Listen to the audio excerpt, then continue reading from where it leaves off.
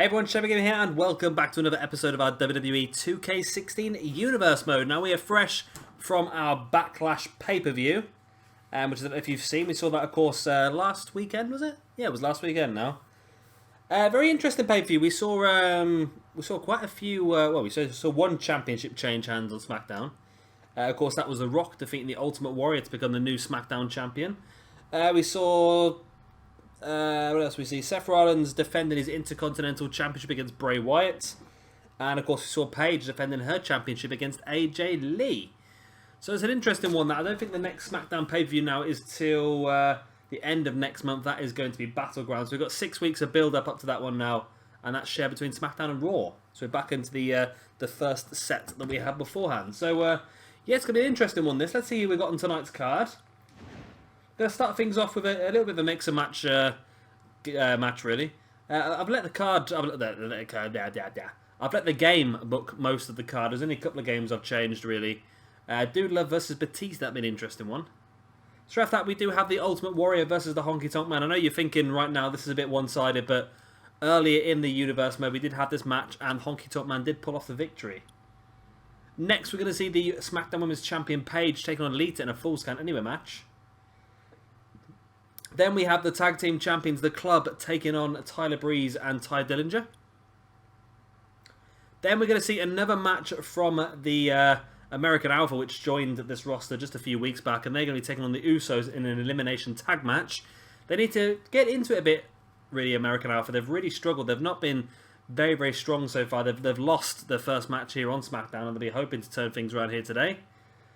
In our 6th match of the evening, we are going to see Tommaso Ciampa go one-on-one with the SmackDown champion, The Rock. So that's going to be interesting, that is. That could be a real way for Ciampa to thrust himself into the main event picture. Of course, Ciampa is going to be involved in the Cruiserweight division as well here on SmackDown. We do have the Global Cruiserweight Championship finale pay-per-view coming up for you tomorrow.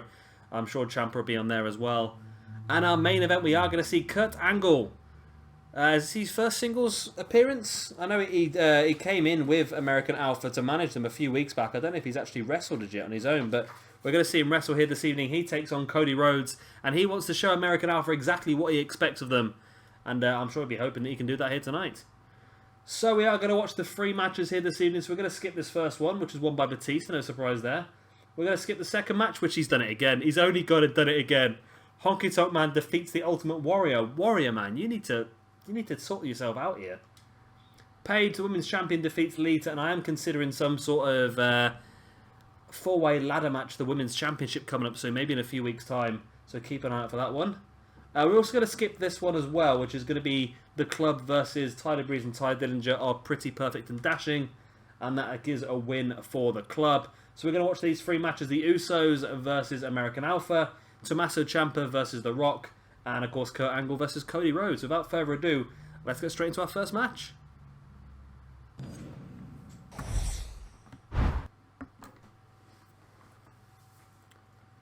And here is confirmation of that first match. As we just said, it is going to be the Usos taking on American Alpha in an elimination tag match.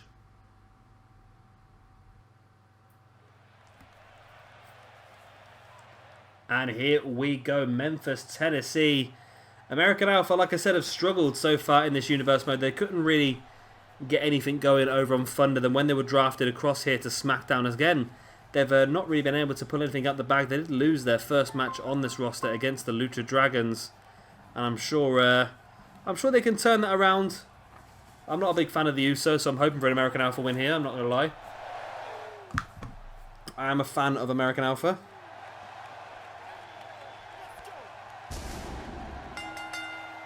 And I'm hoping American Alpha will get promoted up with the upcoming draft, and I'm pretty sure they are, based on a couple of things.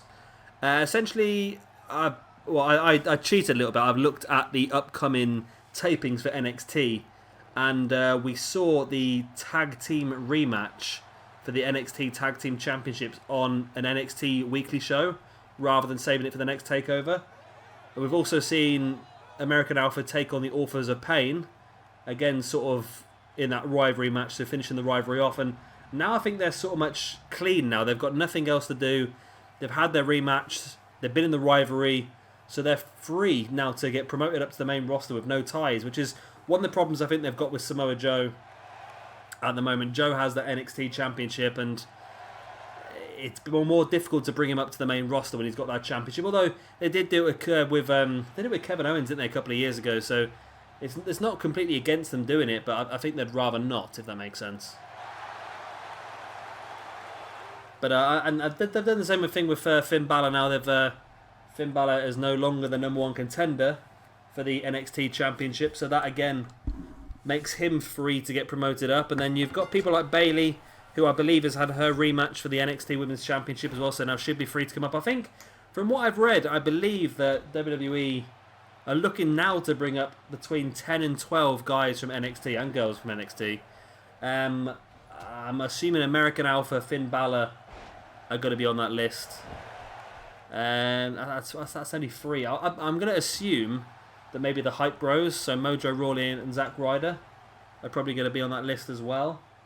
And that's if they're classing Zack Ryder as an NXT guy. Of course, they probably are Mojo Rawley.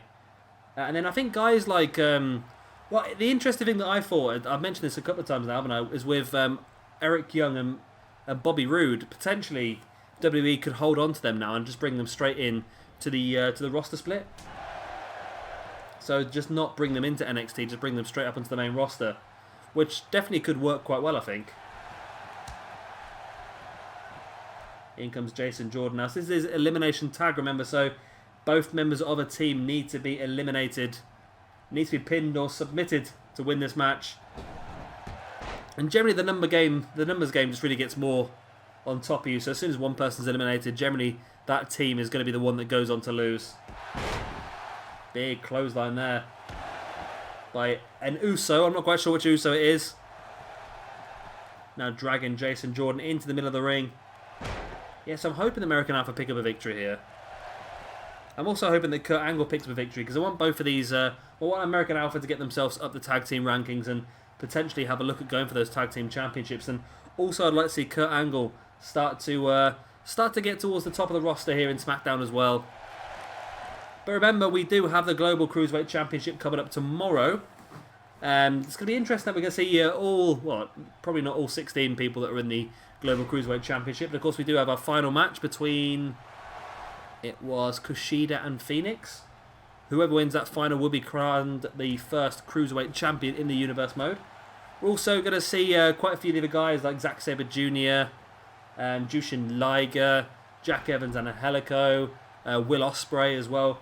But there's going to be a few trades that SmackDown are going to make as well, so keep an eye out for that. They've had their eye on a few different talents from across the different brands here in our Universe mode, and it wouldn't surprise me if we see 1 or 2 new talents debuting tomorrow at that pay-per-view. We have already announced there is going to be a 6-man ladder match as well. The winner of that 6-man ladder match will become the #1 contender for the Cruiserweight Championship. So it's all go now in this Universe mode for SmackDown. They're going to gain 16 new guys onto the roster as of tomorrow. And that's going to make things more difficult because there's a couple of tag teams in there as well. And it wouldn't surprise me if some of our tag teams on this roster try and get themselves a way out to a different roster just to try and get an opportunity. Because if we add so many more teams to this roster, it's already got so many teams in SmackDown. We add a few more teams and all of a sudden they're all fighting for the same thing. It's going to become almost impossible for some of the smaller teams to ever try and get even time on TV, let alone actual championship matches. As so far the Usos are dominating once again. I don't know what it is. Chad Gable and Jason Jordan just struggle so much on this game. And Gable does kick out. And I did remember this, and I can't remember what it is now. I've got a feeling it's Jay in the ring and Jimmy on the outside, and you can tell because it's which side of the face paint's on. Great front slam there by Gable, just dropping him dead flat on his face. Now into a Northern Light suplex. Bridges in for the pin as well. 1, 2. It's only a 2 count. Yeah, for me, American Alpha, are possibly the best thing in WWE at the moment. They're just so incredible. They're incredible in the ring. They're incredible with their backstage little promos and incredible on the mic. Just everything about them is just absolutely fantastic. They're a second coming of the world's greatest tag team and possibly even a better version of the world's greatest tag team. But I'm sure we'll find out soon because one of the people rumoured to be coming back to WWE with the draft split was actually Shelton Benjamin. I don't know what Shelton Benjamin is doing anymore. I've not heard his name around the indie scene for a very long time. Is he over in Japan? I seem to recall the last time I heard he was over in Japan. I might be wrong though. Superplex there by Jason Jordan. Now where's he going, Jason Jordan? He's going to go for it. Wow, that was a crazy rotation. Defying all the laws of physics there, Jason Jordan. Belly to belly suplex. In for the pin he goes. Chad Gable comes in. Is he going to block him off? Oh, come on, Chad. Come on, Chad. Take him out. Gable now looks to suplex the other Uso into the ring. He does so. As Jason Jordan's stalking his prey. What does he have planned here? There is the angle slam. Gable, you need to be back in the ring. You need to be back in the ring breaking it up. Come on, Gable, come in. And again, it's just not quite enough. Gable's just too slow. They need to really improve this, the AI of tag team. The problem is, I think the AI in tag team matches was actually better last year. We had a lot of situations last year where somebody hits their finish maneuver, and as they hit their finisher maneuver, their tag team partner comes in the ring and takes their opposing tag team partner off the apron, and that's a really clever move. At the moment, there's this whole thing: you watch your tag team partner make the finisher maneuver, and you just stand there and wait until he goes for the pin. And I think they can just, like I say, I think it actually worked better on last year's game. You're going to see a double tag. No, Jordan stays in the match. And there's a big drop kick there. I'm going to say this is Jimmy Uso. I'm not sure. I don't honestly know. And every time I try and remember and every time I try and find out, I always forget. So it's not really worth it. Just call it A Uso. Maybe I should like going to Superstar Freds and just write Jay and Jimmy on their chest or something so I know who's who. Great short Saito suplex there by Chad Gable, now stalking the grounded Uso. Looks like he's got something planned. Spins him round. German suplex, bridges in for the pin. 1, 2. It's only a 2 count. It's going to be a hell of a long match, this one, if it's elimination. We're already like 15 minutes into this episode so far. Well, minus a loading screen that I'm going to cut out for you guys, and we're still full complement in the ring. There's the DDT. It's cheeky. He's got up on the corner of American Alpha. If I was Chad Gable there, I would have pushed him off. So senton off the middle rope now, bringing Jason Jordan back up to his feet. Jordan catches him into the shoulder block. Now bringing him back up to his feet. There's the belly-to-belly suplex. I think that's actually one of his signature maneuvers. So once he's hit that, then he can... There we go. Chad Gable's in the ring quickly now.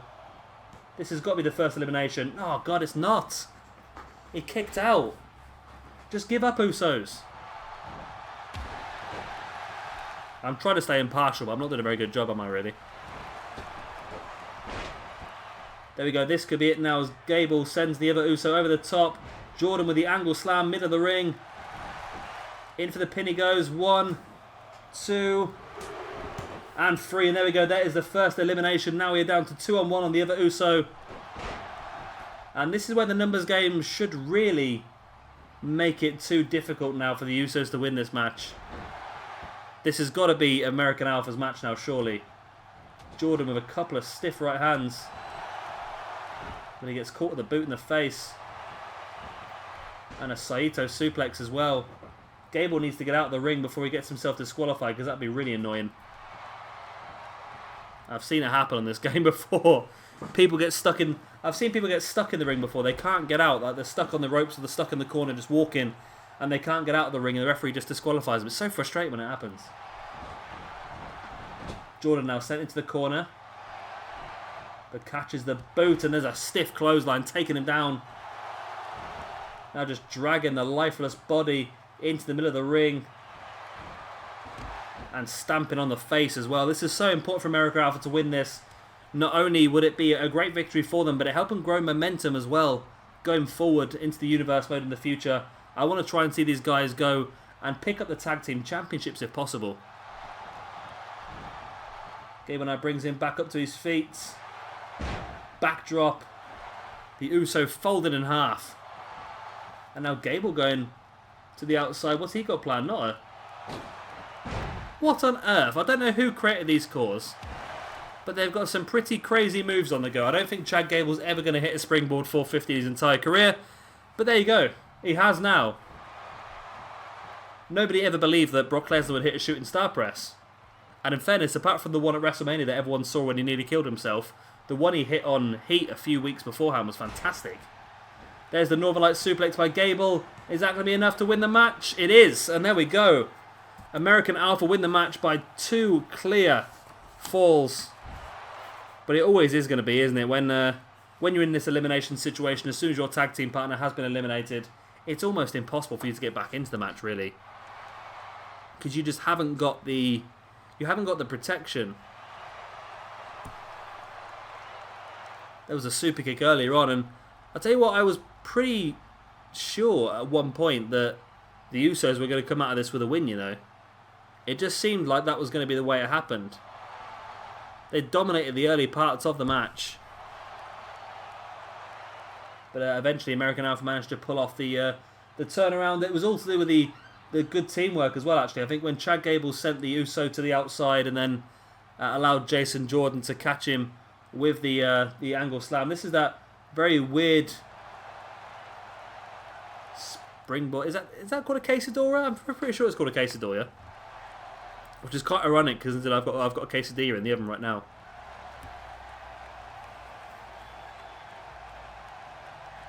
And there was the pin. That was enough, I think. Was that enough yet, Gable? No, that was the first one. We thought it was going to be enough, but Gable just could not get across quickly enough. And wow, some pretty hectically long.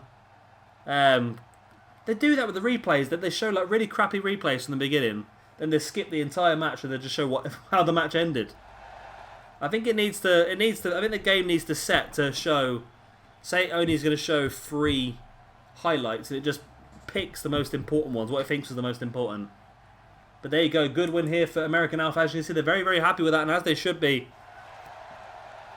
A win over a very established team in the Usos. That's going to help boost them up the tag team rankings, and hopefully, who knows, a couple more victories in the next few weeks, and they could be on for a number 1 contendership match, or even actually go straight for the championships. And here we have match number 2 of the evening. It's going to be Tommaso Ciampa taking on The Rock.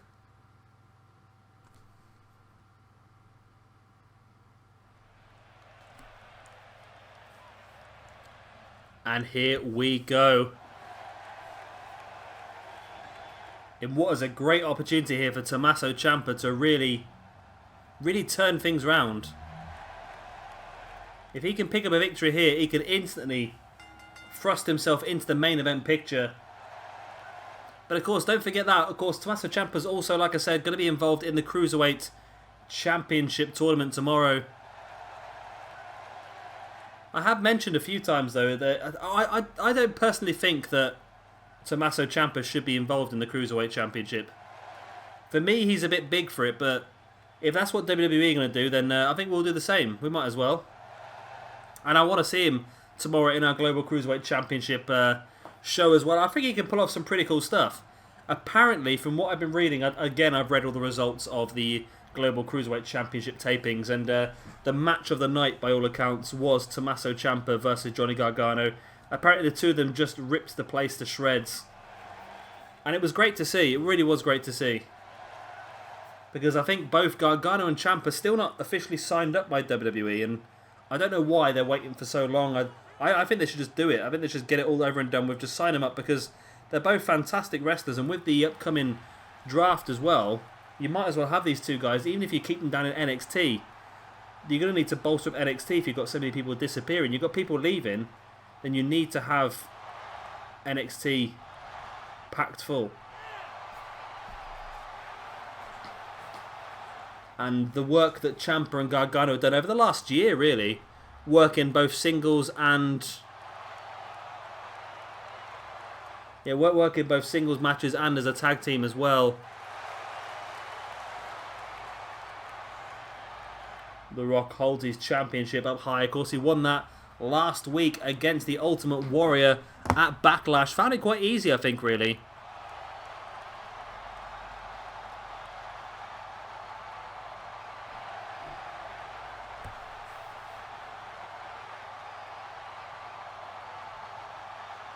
And we'll see who he's going to have to face off against going forward towards Battleground next month. It's 6 weeks away from that pay-per-view, though, so we've got a bit of time to build up to it.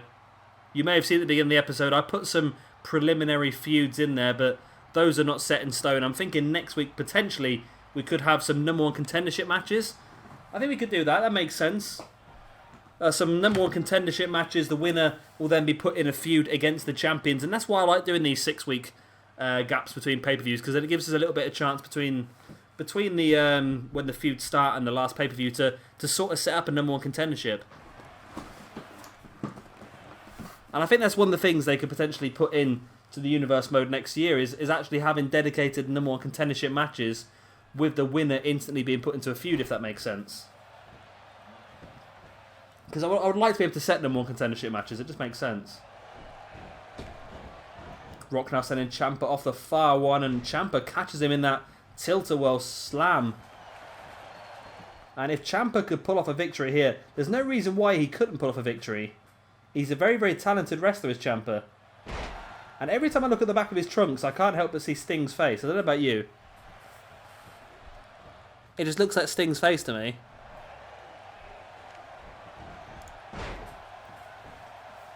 Rock now dropping a knee into the inside of the knee of Tommaso Ciampa, and that's going to be a very, very painful thing for Ciampa. We know he generally wears knee braces on both knees.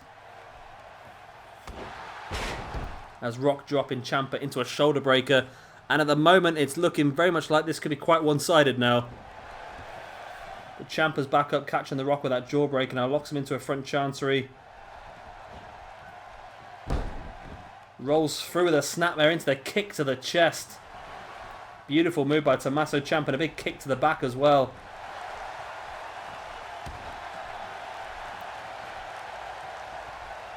Ciampa now bringing the Rock back up to his feet and went for that big stiff right hand. Rock caught it, but Ciampa again takes him down. Ciampa showing just sheer wrestling ability at the moment. Sit out front slam by Ciampa on the Rock as well. That's the amazing thing about this universe mode. Who would have ever thought about putting Tommaso Ciampa versus The Rock? But that's what the game booked this match, and I saw it and I thought to myself, oh, we'll change that, and I thought, well, let's not change that, because that could work quite nicely. It just gives the opportunity. I want to see if Ciampa can pull something off here. If Ciampa can pull it off,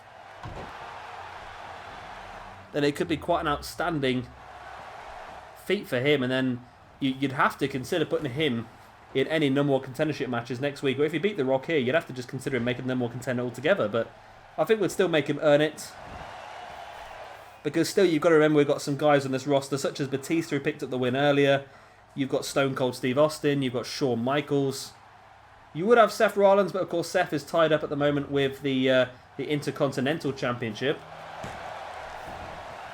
Maybe even the Ultimate Warrior should be put in there to try and give them the opportunity. So we could have like a Fatal 4-Way match next week to crown our first to crown our number one contender for the Smackdown Championship. Let me just have a quick look through my pad to see who is actually in the Smackdown roster. There we go, there's Smackdown. So we got Stone Cold, we got Batista, Shawn Michaels.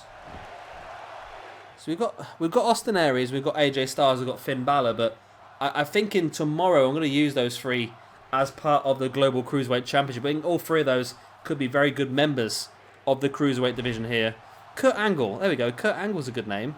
So maybe next week we can have Kurt Angle, Stone Cold Steve Austin, Shawn Michaels, and I'm missing one, Batista. Does that sound good? Oh, and Tommaso Ciampa hitting the crunchy. Well, if Ciampa gets the pin here, then I think he'll be in that Fatal 4-Way match. Oh, he doesn't. The Rock kicks out just about. Maybe Ciampa could be involved in some sort of Intercontinental Championship number one contendership. Intercontinental Championship number one contender. That's right, yeah. As Ciampa now locking in the submission hold. That's a painful submission hold, that. Yeah, I'm thinking we could give Ciampa an opportunity at the Intercontinental number one contendership next week. There's a lot of people, actually. I think we should do that. I think next week we'll have a couple of Fatal 4-Ways, but again, remember, there could be some new people on the roster as of next week. We're going to be bringing in all the Global Cruiserweight guys, all 16 of them. And then there's a good chance we'll have some swaps going on as well. We'll see some swaps coming from all the other brands, just to try and bolster up that cruiserweight division even more. Some guys we've got our eyes on, potentially Eddie Guerrero from Thunder, Brian Pillman from Thunder as well.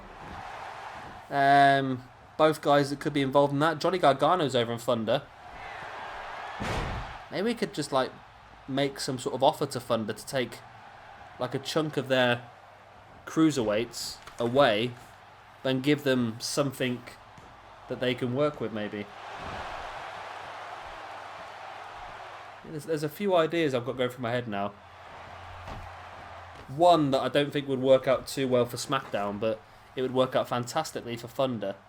Unless we can find one more person from Smackdown just to bolster up. Well, we'll go through it all tomorrow. Well, when we have the Global Cruiserweight Championship pay-per-view tomorrow, I will discuss some of the trades that have been made to bring people in and out. As Ciampa again locks in the submission. I tell you what, Ciampa's doing fantastically well here. I thought The Rock would win this one quite easily, but Ciampa's really holding his own. Turns The Rock over, but gets caught in the boot to the face by The Rock. Ciampa now with the snapmare. And just wrenching back at the arm. But Rock back up to a standing base now and able to swing that right hand and break it up. Rock sending Ciampa into that far rope, sends him over the top. But Ciampa fights back in with that spear to the gut and then sunset flip into the pin. Oh my God. I thought he had it. I was convinced he had it there for a second. Tell you what, Ciampa's down a cracking match here.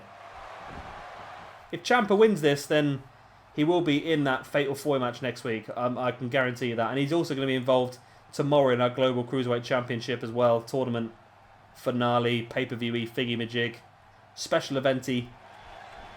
Rock looking for some sort of fisherman's. Ciampa reverses it into a Northern Light suplex. Now with the overcastle, just that's such a painful move. Just bending the abdominals of The Rock the way they probably shouldn't bend. Ciampa sending Rock into the corner. Follows it up. Ciampa's just going crazy. Oh, massive drop kick to the side of the head of The Rock. That can give you whiplash, that. Right to the side of the head. That sort of running, sort of momentum. Rock reverses the suplex into a snap suplex of his own.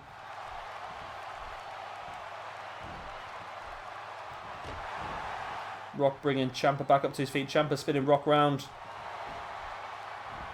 German suplex. Again, just folding The Rock in half. And Ciampa's doing such a fantastic job. And it looks like he's signaling for something there and he's just taunting the crowd, maybe. Again, Ciampa sending Rock into the corner. What has he got planned now? What does he have planned here? He's hoisting The Rock up onto that top turnbuckle. This could be dangerous for The Rock.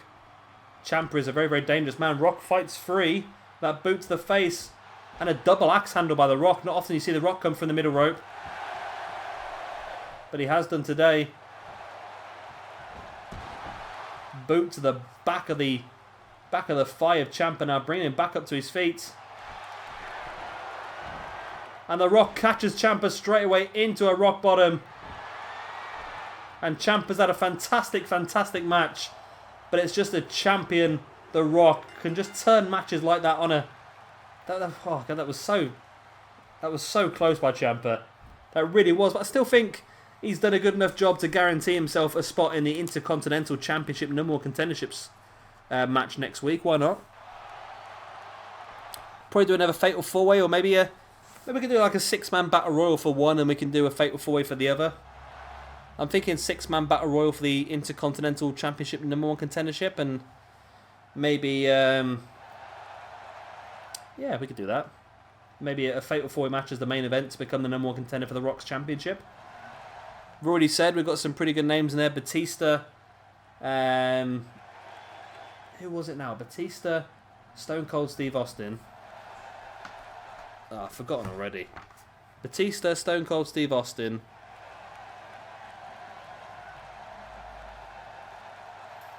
Shawn Michaels.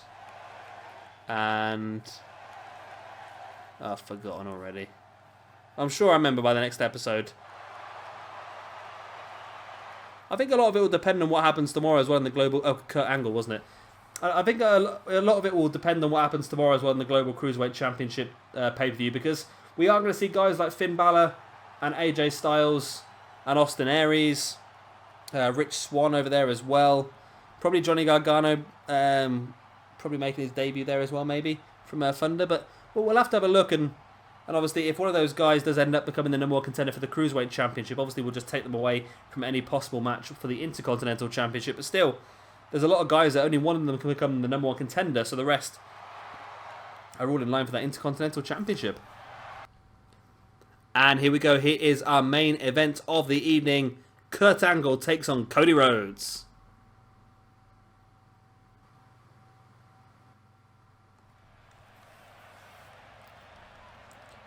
And here we go then with our main event.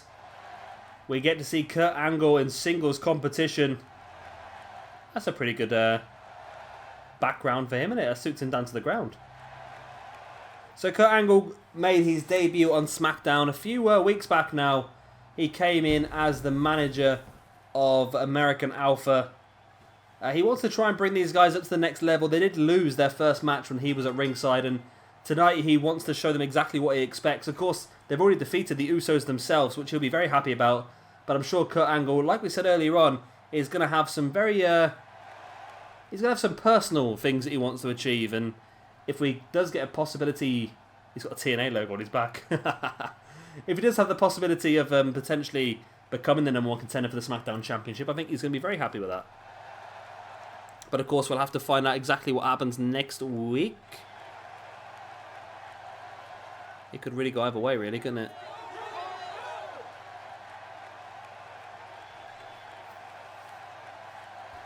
As we await the entrance of the man with the white square on his chest. Of course, it is Cody Rhodes. A man who is now back on the indie scene. I say back, I don't think he ever was on the indie scene, but we're going to see him on the indie scene for the first time, and I'm so looking forward to that. He is already the first person who is announced for this year's Battle of Los Angeles, which is pretty damn cool. They announced it very, very early on. I think they're just trying to hype it all up, but it was announced a lot earlier than what it normally is. I'm not even sure how many people is going to be in Battle Los Angeles this year. I think there was 16 last year, so we ended up with quite a lot of people last year.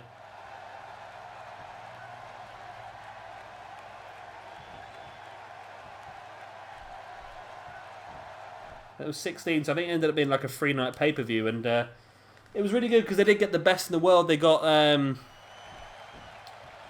a few guys from Lucha Underground. They got Pentagon, they got Phoenix, they got Aerostar, and they got Drago.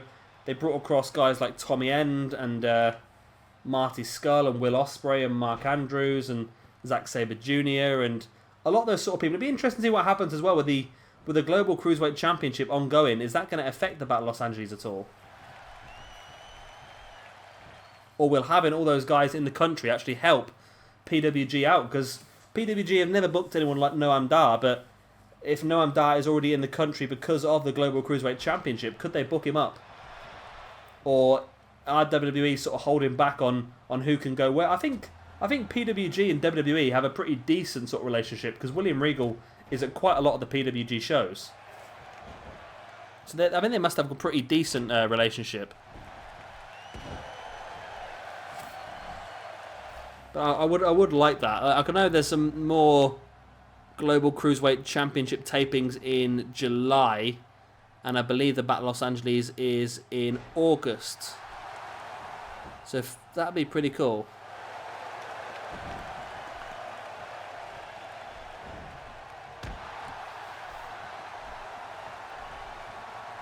Cody Rhodes now taking Kurt Angle up, sit out scoop slam.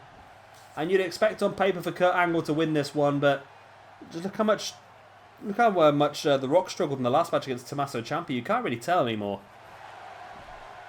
All these matches could really go either way at the moment.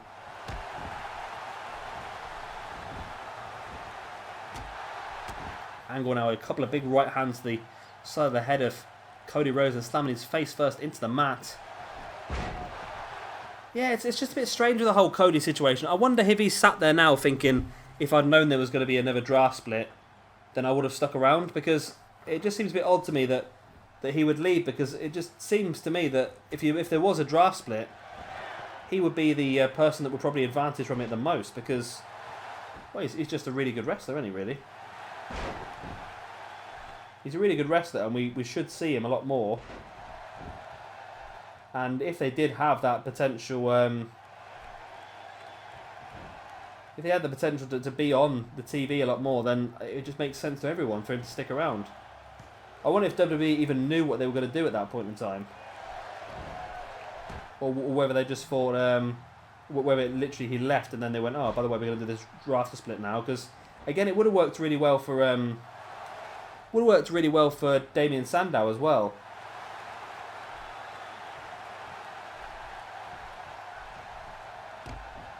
So I think Sandow was somebody that probably should get a lot more. Football. He probably should get a lot more TV time. I never understood why he never did get a lot of TV time. He managed to pull off everything they gave to him. I wonder whether there was just some sort of vendetta against him, where they kept purposely writing in bad parts to try and put him down. But he always managed to overcome the bad parts he was given. So eventually they just gave up and got rid of him.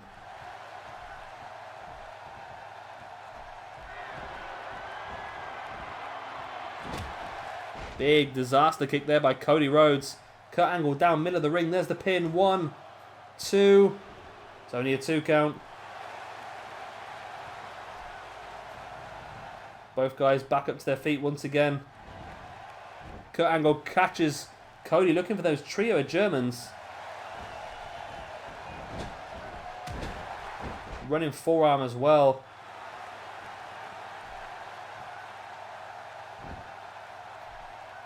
Kurt getting back up to his feet. Getting taken down once again. Strike Cody Rhodes. Cody bring Kurt back up to his feet, and I'm getting my words tangled up now with the K's and the C's.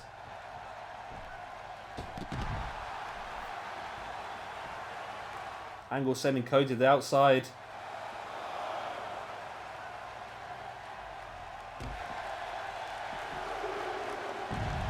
Running bulldog by Cody Rhodes.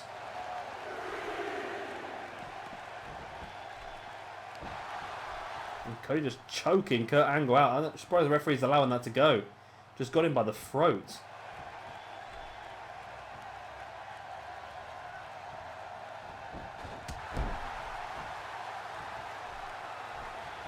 Kurt now back up to his feet. Cody awaiting him though. Kurt reverses it. But gets caught with a big right hand now. Cody looking to take Kurt Angle up onto that top, which he does. And Kurt Angle, what goes up must come down, my friend. Oh, hang on a minute. Hang on a bleeding minute. Did Cody Rhodes just hit a muscle buster there on Kurt Angle? Because that's very much what it looked like to me. It very much looked like he just got caught with a muscle buster, and now we're an Alabama slam as well. There's some crazy stuff going on here, isn't there? There's the pin. 1. Oh, Kurt Angle grabs a hold of the bottom rope, showing his ability there.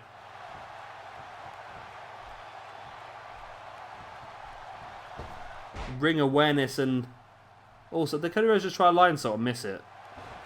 He's not doing very well as Cody Rhodes here, is he? There's the Quesadora. We saw another one of those earlier on that did that strange rotation mid-air. Boot into the gut of Kurt Angle.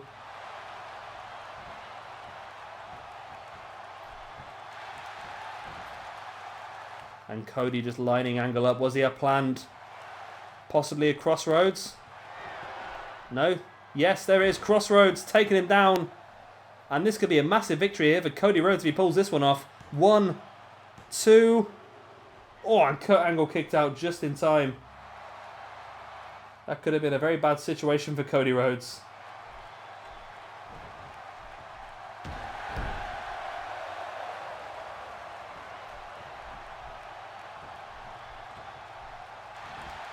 Cody now bringing Angle back up. And another crossroads. That has surely got to be all. A second crossroads and Angle's surely got to be down and out here. And that's a great win for Cody Rhodes. And I'm deep in thought now. I really am deep in thought. Do we give... We said earlier on about the potential of having a Fatal 4-Way #1 contendership match next week for the Smackdown Championship. Do we replace Kurt Angle in that match with Cody Rhodes now? Or do you want to see the best? Well, I'll tell you what. You let me know in the comment section below. Would you want to see Shawn Michaels, Batista, Stone Cold Steve Austin and Kurt Angle for the #1 contendership? Or do you believe after this victory it should be Batista, Stone Cold, Shawn Michaels and Cody Rhodes? Because for me, I'm leaning towards giving Cody the chance. I really am. Cody would probably be involved in the Intercontinental Championship #1 contendership next week anyway. It's just an either or. What do you think? Do we give Kurt Angle the SmackDown Championship and Cody the Intercontinental? Or do we leave Kurt Angle out for now after that poor loss and give Cody the chance to go for the SmackDown Championship? It's completely up to you guys. You let me know in the comment section below what you would rather see. Yeah, we'll put it into place next week. So a great win here for Cody Rhodes. Really, that's going to spice him up in this career mode now. That's going to give him such a great opportunity to move forward. And yeah, who knows? He's definitely going to be in a #1 contendership next week, be it for the Intercontinental or for the SmackDown Championship. Either way, he's going to have a great chance. And that's going to be the end of tonight's episode. I hope you have enjoyed it. Of course, if you have, then please do hit that like button. It does really help me out. And of course, if you are new around here, be sure to hit that subscribe button as well for a lot more of the WWE 2K16 Universe mode. I've been Chevy Gamer. Thank you very much for watching, and I'll see you all next time.